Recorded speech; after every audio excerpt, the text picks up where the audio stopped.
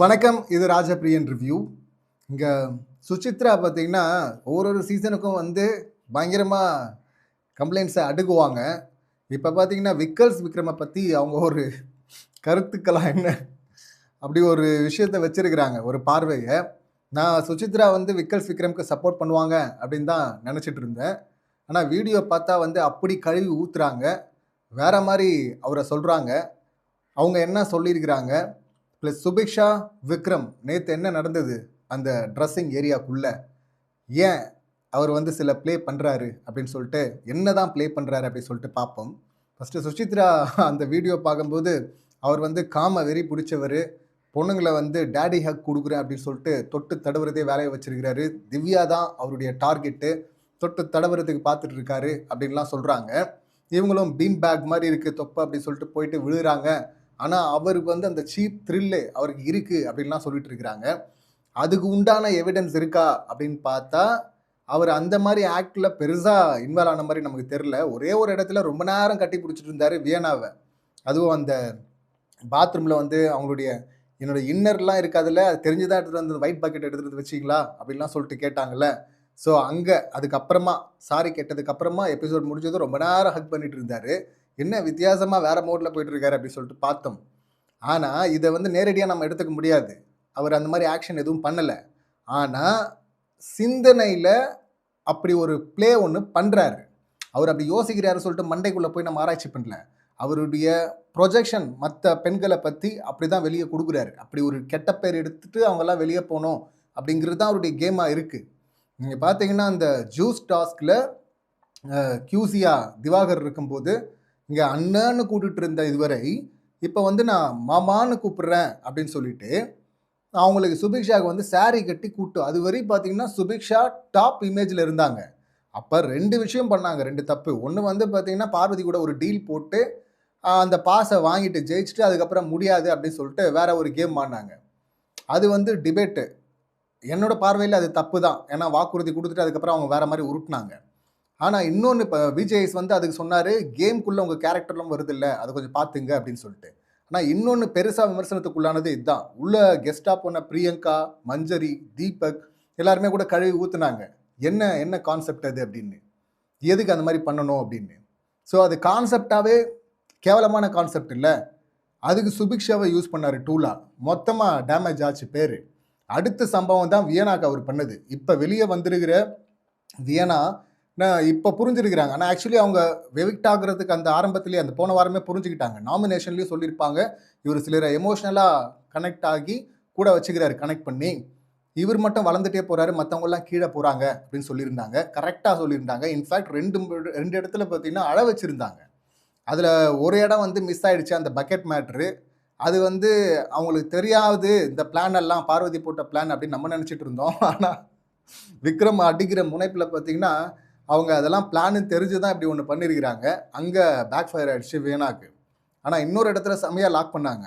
ஏன்னா, அங்க சாண்ட்ரா, சுபிக்ஷா அதுல பாத்தீங்கன்னா அந்த சேர் பஞ்சாயத்து வந்ததுல்ல, அதுல வந்து மேன் ஹேண்டில் பண்ணிட்டாங்க சாண்ட்ரா அப்படின்லாம் சொல்லிட்டு இவரு சொல்லிட்டு இருந்தாரு. கேஸ் எழுதிட்டு இருந்தாரு.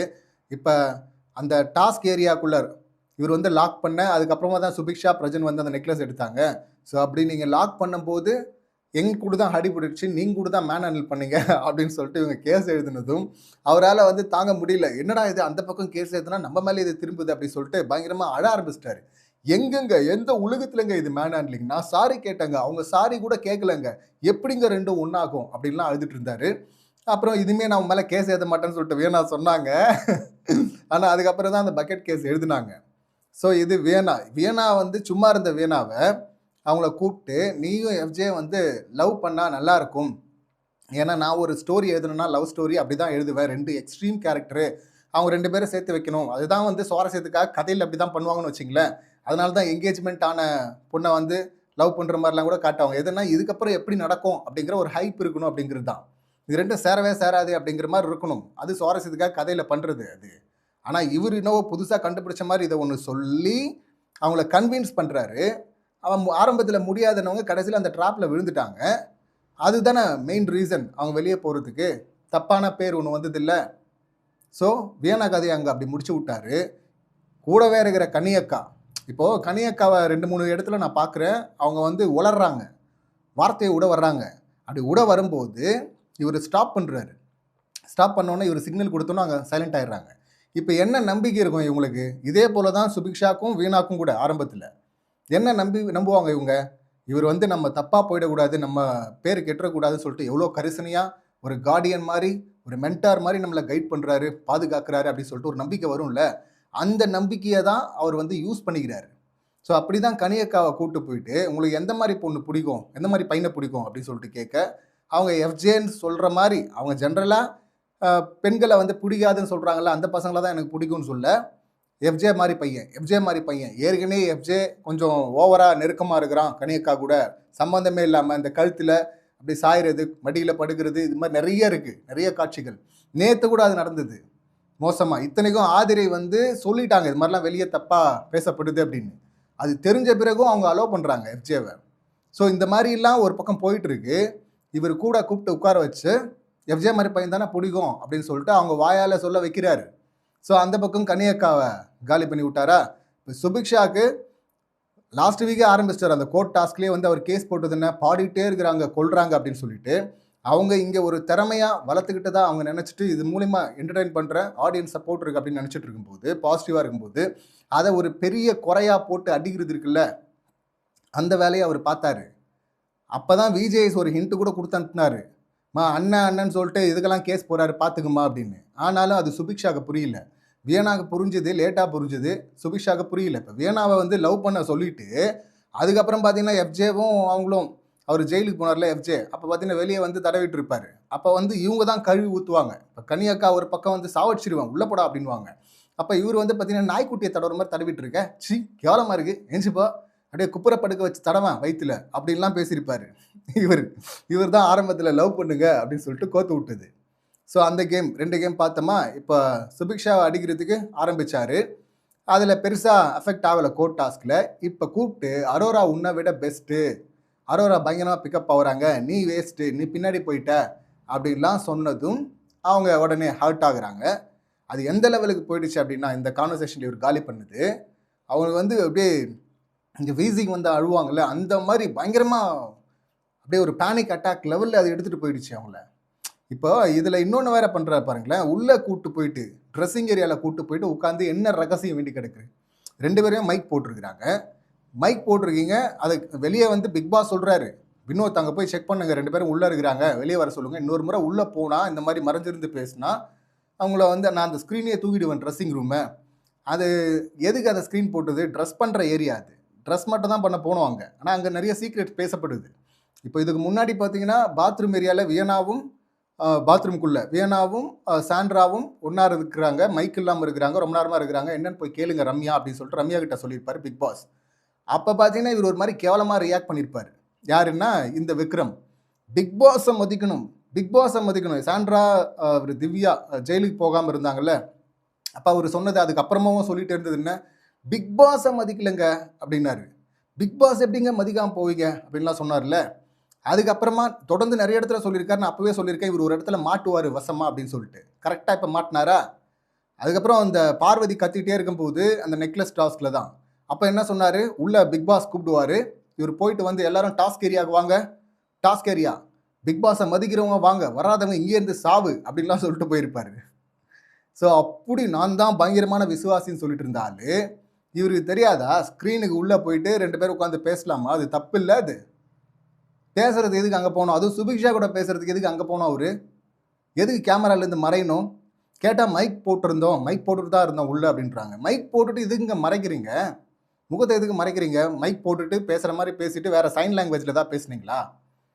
ஏன்னா இப்போ வினோத் கூட சொல்லியிருப்பாரு நேத்தேவை, நாங்கள் பேச போனால் கூட பார்த்தீங்கன்னா வந்து கொஞ்ச நேரம் இருங்க, பர்சனலாக பேசணும், கொஞ்ச நேரம் இருங்க பேசணும் அப்படின்னு சொல்லிட்டு எங்களை அனுப்பிச்சிடுறாரு இவர் அப்படின்லாம். அப்போ நீ யாரும் பக்கத்தில் வர விடாமல் நீ தனியாக உட்கார வச்சு பேசுகிற வெளியவே கார்டன் ஏரியாவில் சுபிக்ஷா கிட்ட. அப்படி இருக்கும்போது என்ன ரகசியம் பேசுகிறதுக்காக நீ வந்து ட்ரெஸ்ஸிங் ஏரியாக்குள்ளே கூப்பிட்டு போன, ஸ்க்ரீனுக்குள்ளே போய் பேச வேண்டிய அவசியம் என்ன இருக்குது. இது வந்து விதிமீறல் அப்படின்னு சொல்லிட்டு இவருக்கு தெரியாதா. மற்றவங்கெல்லாம் பண்ணும்போது பிக் பாஸ் எப்படிங்க அப்படின்லாம் சொல்லக்கூடியவர், இது விதிமீறல்னு இவருக்கு தெரியாதா. இவருடைய டபுள் ஸ்டாண்ட் எந்த அளவுக்கு அப்படின்னு சொல்லிட்டு நம்ம ஏற்கனவே பார்த்துருக்குறோம். இந்த சீக்ரெட் டாஸ்கில் பார்த்தீங்கன்னா என் ஃபேமிலி வெரி, என் மென்டல் ஹெல்த்து போச்சுங்க அப்படின்லாம் சொன்னவர். மேன் ஹேண்டில் தானே பண்ண வேண்டியது தானே அப்படின்னு சொல்லிட்டு பார்வதியை சொன்னவர்ல இவர். சபரி கிட்ட பண்ணு அப்படின்னு. கேம் தானே பண்ணலாம் அப்படின்னவர் தானே. ஸோ இப்படி ஒஸ்ட்டாக கேம் ஆடிட்டு இருக்கிறாரு. இப்போ திரும்ப சுபிக்ஷா கிட்ட அதை ஆரம்பிக்க சுபிக்ஷா வந்து இந்த அளவுக்கு பிரேக் ஆகுறாங்க. இப்போவும் சுபிக்ஷாவுக்கு புரியல. பிக் பாஸ் உள்ள கன்ஃபெஷன் ரூமில் கூப்பிட்டு அவர் ஒரு வழியாக வந்து ஆறுதல்லாம் சொல்லி திருப்பி அனுப்புனா திரும்பவும் பார்த்தீங்கன்னா போயிட்டு அவங்க விக்ரமை தான் கட்டி பிடிக்கிறாங்க. நீ திருந்த மாட்டோமா, அடுத்த ஸ்கெட்ச் உனக்கு தான் போடுற அப்படி. இது செகண்ட் அட்டம் கோர்ட் டாஸ்கில் ஆரம்பிச்சிட்டாரு. அது முதல்ல ஜூஸ் டாஸ்க் அப்புறமே அவங்க இமேஜ் சரிஞ்சிருச்சு. அதுக்கப்புறம் கோர்ட் டாஸ்கில் குத்தி வெளியே அனுப்ப பிளான் பண்ணார். இப்போ 2வது முறையாக அந்த அட்டாக் ஆரம்பிச்சிருக்கிறாரு. அடுத்த 3வது முறையும் பண்ணுவார். இங்கே சுபிக்ஷாவை அனுப்பிட்டு தான் அதுக்கப்புறம் தான் கனியக்கா கிட்ட வருவார். ஸோ இதுதான் மோசமான கேம் பிளே. மற்றவங்க மேலே இருக்கிற இமேஜை காலி பண்ணுற அந்த பிளேவை தான் இவர் பண்ணுறாரு. அதை நம்ம பார்த்துட்டு இருக்கிறோம். பட் இவர் அந்த பர்சனலாக ஸோ இவங்க சுசித்ரா சொல்கிற மாதிரி ஆக்டில் இல்லை, அப்படி ஈடுபடலை. ஆனால் அந்த மாதிரியான ஒரு நெகட்டிவ் இமேஜ் மற்ற கண்டஸ்டன்ட் மேலே வர்றதுக்கு என்ன பண்ணமோ அதை பண்ணிட்டு இருக்கிறாரு. அப்படி தான் நேற்றும் பண்ணார். இதில் விதிமீறல் ரொம்ப ஓவராக அவரை எக்ஸ்போஸ் ஆகிடுச்சுல, முகத்திரையை கிழிச்சு விடுது இல்லை. எவ்வளோ கேவலமான ஆள் நீ, இவ்வளோ மட்டமாக பேசியிருக்கிற மற்றவங்களெலாம் பிக் பாஸை மதிக்கல அப்படின்னு சொல்லிட்டு. ஆனால் இப்போ நீ என்ன பண்ணிட்டு இருக்கிற, ஸ்க்ரீனே கழட்டி எடுத்துருவேன் அப்படின்னு சொல்கிற அளவுக்கு ஒரு சம்பவம் பண்ணியிருக்குது. எவ்வளோ பெரிய விதிமீறல் இது, எப்படி வருது? சாதாரண ஆள்கிட்ட இருந்து பண்ணா பரவாயில்ல. இதில் இவர் எந்த அளவுக்கு விதி முக்கியம் அப்படின்னு பேசுவாரோ அதோடைய குட்டி வருஷனாக சுபிக்ஷாவும் பேசிட்டு இருந்தாங்க. பிக் பாஸ் ரூல் அப்படின்னு. அப்புறம் இது பிக் பாஸ் ரூல்னு தெரியாதா? உள்ளே போய் மறைஞ்சிருந்து பேசக்கூடாதுன்னு தெரியாதா? உள்ளே எப்படி போனீங்க? உள்ளே எதுக்கு போனீங்க? முதல்ல என்ன பண்ணீங்க? நார்மலாக மைக் போட்டு நாங்கள் பேசிட்டு தான் தரோம், அதை வெளியவே பேசியிருக்கலாமே. இப்போ இவங்களை பேரா கூட யாரும் பார்க்கல, அண்ணன் தங்கச்சி தான். அப்புறம் என்ன வேலை? யோகியனுக்கு இருட்டில் என்ன வேலை, என்ன பண்ணிட்டு இருந்த அப்படிங்கிற அந்த கேள்வி வருது இல்லை. ஸோ விஜய்ஸ் கிட்ட வசமாக சிக்கிருக்கிறாரு. போட்டு புழக்க நிறைய காரணங்கள் இருக்குது. அதில் இது ஒரு முக்கியமான காரணம் அப்படின்னு தான் சொல்லணும். சுபிக்ஷா திருந்தனா எஸ்கேப் ஆகலாம், இல்லைனா கூடிய சீக்கிரம் வீட்டை விட்டு வெளியேற்றப்படுவார் அப்படின்னு தான் சொல்லணும். இந்த சம்பவங்களை நீங்கள் எப்படி பார்க்குறீங்க? உங்கள் கருத்துக்கள் என்ன அப்படிங்கிறது கமெண்ட் பண்ணுங்கள். மீண்டும் அடுத்த வீடியோவில் சந்திக்கலாம். நன்றி, வணக்கம்.